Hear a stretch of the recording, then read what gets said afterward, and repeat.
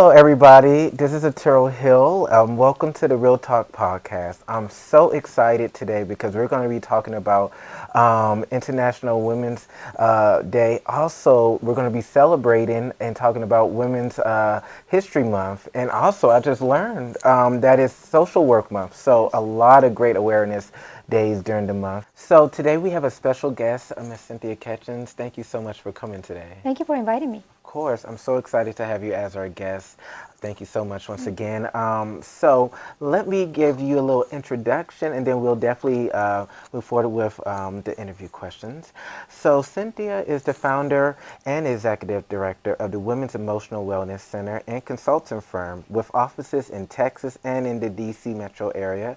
She's also an adjunct professor at the University of Texas, Rio Grande Valley. As a therapist and peer consultant and member of the Council of Experts with Talkspace, which is a therapy platform based in NYC. She has published and collaborated with the U.S. Today, the Chicago Tribune, the Chicago Sun-Times, Teen Vogue, love Teen Vogue.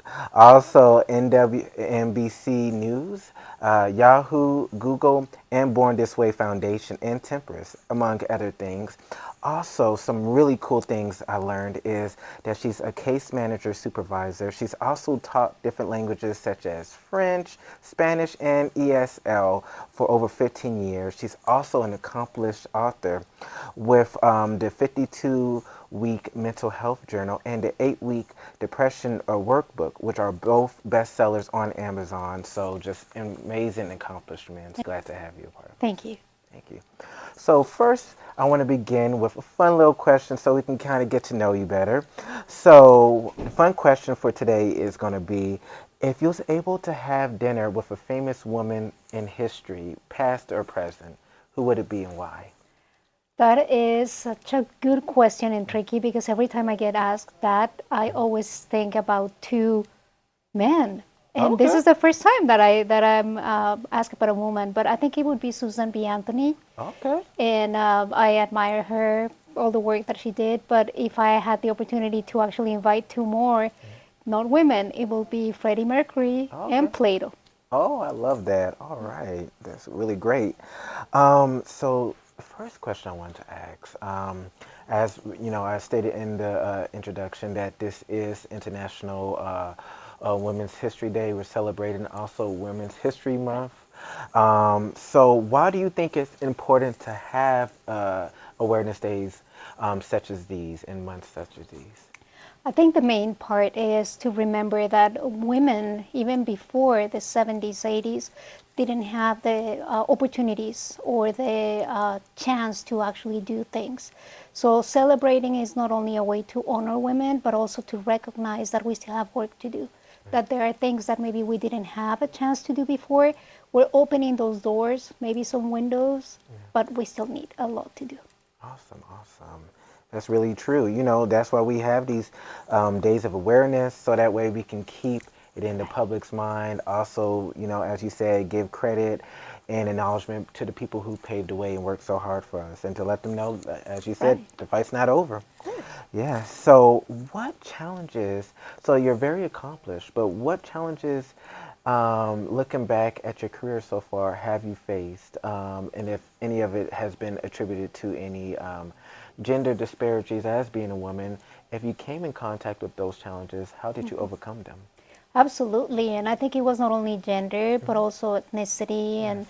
the idea of being an immigrant. I had the wonderful opportunity of immigrating to this country, and unlike other people that really struggled, my coming here was very easy, basically as a student. However, it was always the language. I didn't speak any English when I came here, and I was already 16 years old. So it was always a, why do you speak like that? And your accent, and some other people asking me, why did you come from your country? So I know that it's a combination of gender and ethnicity and other things, but you overcome that because you also get a lot of people that actually support you. And then if you have the right role models, I think it's a good opportunity for you to learn and then become one for the future generations. Of course. That's really good. And it's great that you did have a supportive network because, that really, makes a difference. A lot of people that see potential and then help nurture it and, Yes. as we stated, giving back. Some other questions. Speaking of actually nurturing and being a system, so of course, as a man, I'm very appreciative to have this kind of interview. But as men, how do you feel we can be an ally or help women and girls in their fight of equality and other things?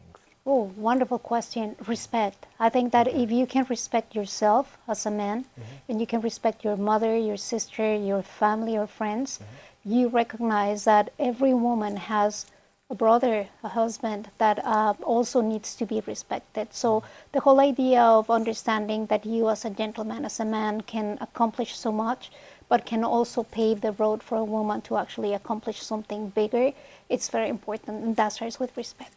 Oh, that's real. That's real. Mm-hmm. And then the last question, I wanted to kind of go back to the two books that you recently published. Once again, congratulations for Thank you. being bestsellers.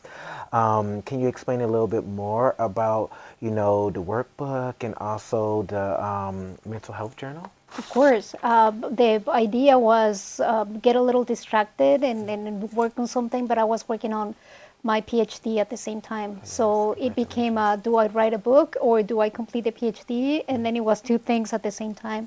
So what led me to it? The need that I see within my patients. And for example, my clients sometimes tell me, can you give me a handout? Can you please help me work at home? I always give them homework, but it's not easy to sometimes to find the resources. And if you find them, sometimes they're not free. So for me, I think it was the goal of having something for them and for people to actually have a source of information, but also something that they can work at from or with at home. Awesome. Yeah. And where can we find the book so we can, all get a copy and learn a lot? For those, great. Yeah, you can find them on Amazon, Barnes and Nobles, you name it, any kind of bookstore or online. All you have to do is just either type the name or my name, and you can find the books. And before you go, I wanted to know if you had anything you would like to tell women that are watching who come from similar backgrounds as you know, how they can also advance in America as well. Absolutely, and that goes to all women. Remember that you have the power to complete or fulfill any dream that you have, and si se puede. Of course, we can do it. And sometimes we need to find that one person that supports us. But if we cannot find it, we have to have the strength and the power to say, I can do it and I can support myself because I want to reach that goal. So, of course, you can do it. Well, thank you once again. It was Thank you. such a wonderful Thank you so interview. much. Thank you so much for your words of wisdom. Definitely want to look into the workbook. It seems very interesting. And once again, thank y'all so much for tuning in to the Real Talk podcast. We'll see y'all next one.